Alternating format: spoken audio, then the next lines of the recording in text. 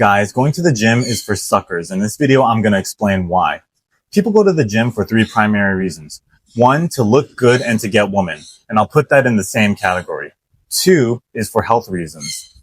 Three is to win fights. And we are not that evolved past our caveman ancestors. So when push comes to shove, things can escalate. And men know this, so they want to be able to win fights. I would say for the average man, it's roughly a 60-30-10 split between looking good, trying to get girls, trying to be healthy, and trying to win fights. Now in this video, I will explain to you why not going to the gym will yield superior results in all three of those categories, while also saving you time and money. Let's get into it. Let's get a little historical context right. The modern gym was not a thing before the 1980s. I think most people don't know this. They literally didn't exist. It's just a capitalist construct. I mean, gyms are just brick and mortar shops, which naturally should have razor thin profit margins because they should be red oceans, just like restaurants. It's well known that restaurants are the lowest EV businesses that you can start. Yet people still like starting restaurants because, well, frankly, for personal pride, people love, walking in the restaurant and saying, "Oh yeah, I own this place. Hey, Jennifer, get us the VIP table." You know what I mean? People have egos, but it's a very poor investment on average. And yet gyms don't fall into this category. The reason why is because gyms are grossly overpriced. You're literally going into a space to just lift heavy objects like a caveman. The entire idea of the gym is completely inefficient and impractical. You have to drive there. You waste time driving and you waste gas money. You lose time changing clothes in the locker room when you get there. You lose time showering when you're done working out. You lose time doing laundry on your sweaty clothes. You lose time and money shopping for protein like chicken breast, cooking it and cleaning the pots and pans and making protein shake based smoothies. As a man, you want to get way more calories in and way more protein. So you have to eat way more food. So you lose time eating. Not to mention the gym is a place where people catch colds and flus. It's notorious for this because it's a humid enclosed environment where people are breathing hard right next to each other and people are sweating on machines and lifting the same dumbbells. When I was in my biggest gym rat phase, I caught 3 colds within 6 months. Just because I kept going to the gym. So it's just a place where people are spreading germs in the sauna and in the steam room and so on. So what should you be doing? You should be doing body weight exercises in your boxers daily before you go take your daily shower. You do push-ups, sit-ups, burpees, things like that. Simple body weight exercises that hit most of the muscle groups and get your cardio up. This kills 2 birds with 1 stone. So this is so much more efficient and practical for multiple reasons. One, no costly gym memberships, no driving back and forth to the gym, no wasting time and money. You do it in your underwear because you're going to sweat and you don't want to have to sweat through your shirt and pants and continuously wash those. You do it before a shower because you're going to shower anyways. You're already kind of dirty, so just work out while you're already kind of dirty in the privacy of your home. And now you don't have to take an extra shower after working out. And best of all, you don't get sick from catching colds and flus. And you don't get distractions from people chatting you up. "Oh, hey, my man. Yeah, you're a trader, right? Oh, bro, what do you think of the VIX, man?"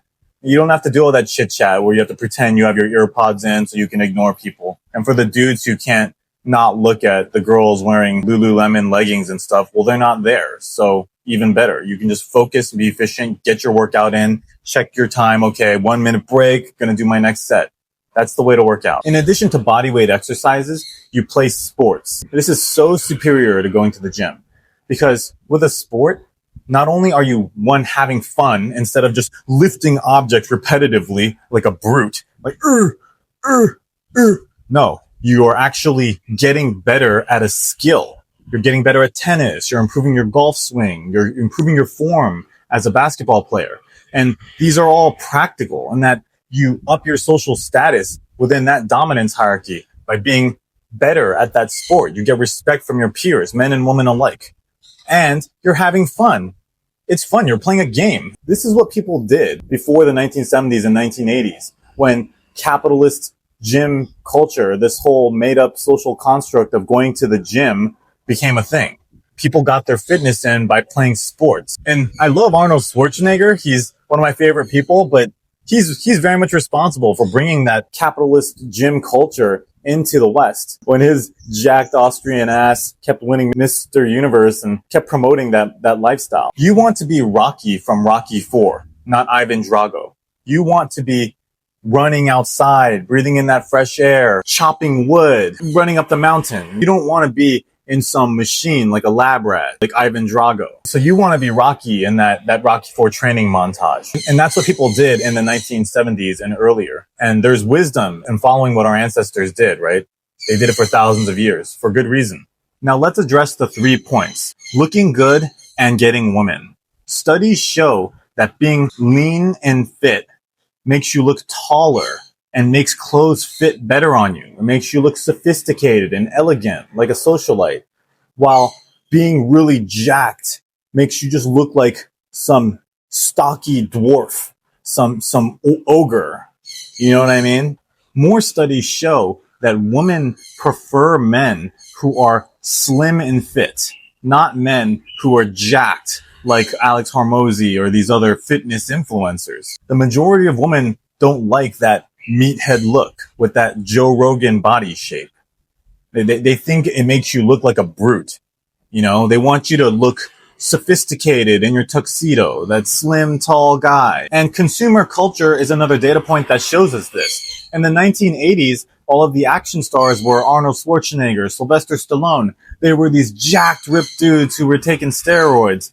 And dudes thought that's the way women wanted you to look. But now it's Justin Bieber with his like pencil neck, looking all slim and skinny. And it's Timothée Chalamet. He's the action star. Like in the movie Dune, he's like fighting that guy with his dagger. Like Timothée Chalamet, that skinny twerp, is the action star now. And girls are all drooling over him. And so this is why bodyweight exercises work. Because bodyweight exercises optimize for the lean muscle mass for your natural body frame. And so naturally, most people are not as stocky as, say, a Joe Rogan. So they'll develop more of a Justin Bieber, Timothée Chalamet body type, which is what women like anyways. So you will look good and get women by doing bodyweight exercises, not by lifting heavy weights and risking getting injured. Oh shit, I pulled something, help. When you do bodyweight exercises, you don't need spotters. You just do push-ups until you can't do push-ups anymore, and then you just collapse, right? You don't need some bro there with his balls dangling over your face going, come on, buddy, come on, 2 more. There you go, come on, buddy. Like, you don't need to do all that, right? Point 2, health reasons.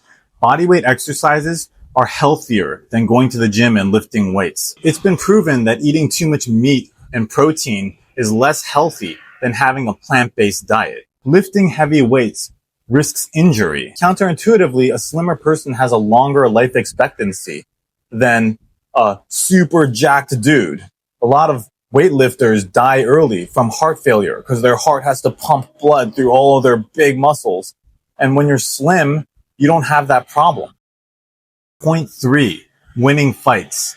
Any MMA fighter, if you see interviews with MMA fighters, they'll tell you having street fights is very negative EV. You should never get into street fights ever if you can help it. The only time you should get into a street fight is if you need to defend yourself or a loved one.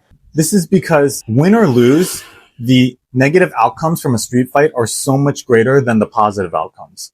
So the positive outcome is you get more respect from your peers for a few weeks and then it runs out. The negative outcomes, the magnitude of them are huge. So let's say you win the fight.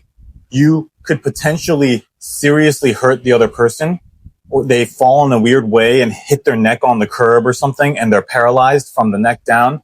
And you're going to have to pay millions of dollars to pay their medical bills for the rest of their life. 2, they hit the curb in a weird way and die and you're going to prison.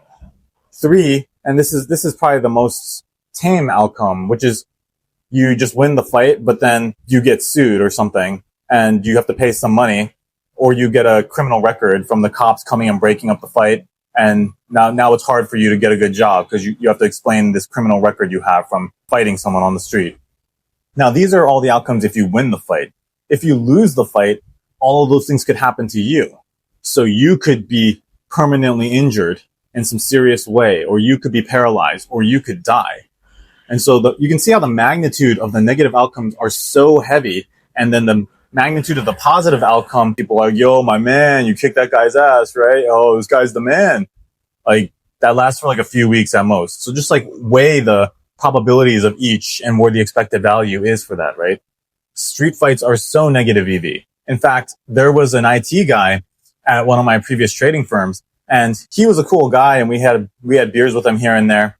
And he talked about how he doesn't fight anymore because, not to like stereotype, but he was like an Irish guy. And he was like, yeah, I got into this bar fight and I thought it was one-on-one, but then his boys came out from behind me and beat the shit out of me. And he like pulled, he went like that, and he pulled out these like false teeth. He had this like retainer looking thing that had like a few teeth on it. And he was like, yeah, this whole side of my mouth, like the teeth are all fake. I have to put this thing in every morning. And he was like, yeah, I have like neck and back problems that are permanent. So I go to the chiropractor, like whatever, like every month, and he kind of fixes me up. But he's like, I just have like permanent pains and I take painkillers here and there. And he's like, yeah, it just wasn't worth it, man. Like that could have ended worse. They could have stomped on his head and he could have had brain damage, right? And the thing about people who have those deeply negative outcomes is that you don't see them in the sample space. So there's a perception bias because people who end up like that are just in homes, like being taken care of by a nurse or someone. Like you don't see them out on the street. Like what happened to him? Oh, he lost a fight in a serious way. Like it's just out of sight, out of mind. But there's a ton of people who lost serious fights and just have like brain damage or something or died, right? How does all this relate to going to the gym? If you're really jacked and you know, oh, I can take this guy, one, it's gonna make you have this itch to want to fight more because you put in all this time to get jacked and you're like, bro, I can bench press that guy. How am I going to let him talk to me like that? And so it increases the temptation to get into street fights. But two, there's no real marginal gain in being jacked because we live in a modern world where there are things like pepper spray and tasers. So you don't really need to grab someone and body slam him and put him in a headlock. All you need is like a small little pepper spray thing on your keychain like girls have. And then if and when a situation escalates to the point where you think physical violence is inevitable, you can just pull out your pepper spray and just spray them in the eyes and then just run off with your loved ones or whatever. And, you know, no criminal record because you're just defending yourself. You can just be a skinny guy. I mean, girls can do this. You don't need to go to the gym in these scenarios. Now I understand before people say in the comments, yeah, but then if you chicken out on fights, you won't get girls. So you'll lose some points in point one. Yes, there is a little bit of a feedback loop between point 3 and point 1. But also, while you carry the memory of some jack dude being like, look at this little bitch, like at the bar or whatever, and you losing face, losing aura in front of some girl you're trying to impress, you only hold on to that memory because it pissed you off. But statistically, that happens like once a year or less. And this is if you're a very social person who's always going to like seedy bars and stuff. It doesn't happen very often, really. And so when you weigh all of the time you spend going to the gym versus that one time when you can stand up for yourself and act tough in front of a girl, they don't offset each other. You know what I mean? Like in that one situation, you just laugh. You know, you don't whimper. You don't go, oh no, I'm sorry, I'm a loser. You just like go, all right. And you just laugh it off. And then you just keep walking. And you still get to like save face, even though you're not saying, oh yeah, I want to step outside. I can take you in a fight. You can still save face by just, you know, not cowering, but just saying, yeah, that's cool. You're a tough guy, and just walking away. And if he chases after you, that's when you bust out the pepper spray. And one last reason why going to the gym is completely negative EV and impractical is because you don't get to keep the gains. Big, massive muscle gains, your body has a natural equilibrium weight. And so when you do body weight exercises, all you're doing is making the natural muscles on your body leaner and cutting on the fat, just kind of looking more fit. And when you artificially pump your body with protein and eat like twice the amount of calories you normally would to swell up your muscles, you're like a balloon that's like swelling up. And if you catch like a serious flu and you're just in bed for like a few weeks, you're going to just deflate and lose all of your muscles. All of my skinny bros who've gotten really into working out know this is true. You shrink very quickly and then you have to start all over again and eat all that protein and you know, lift these heavy objects nonstop all over again to rebuild that muscle. And it's just impractical to invest so much time in something that can be so easily depleted. So just do bodyweight exercises quickly and efficiently before showering every day. And instead use all of that time and money to learn a skill you can keep. Like read books, increase your knowledge. Your knowledge is permanent. Your wisdom is permanent. Try to start a business. Learn from the mistakes of your business. These are efficient ways to use your free time. And you will free up all that extra time when you cut the gym out of your daily and weekly routine. You'll find yourself with way more time to work on these things where you can retain permanent gains that will up the quality of your life. So I hope you learned something. Let me know if you disagree in the comments. Take care.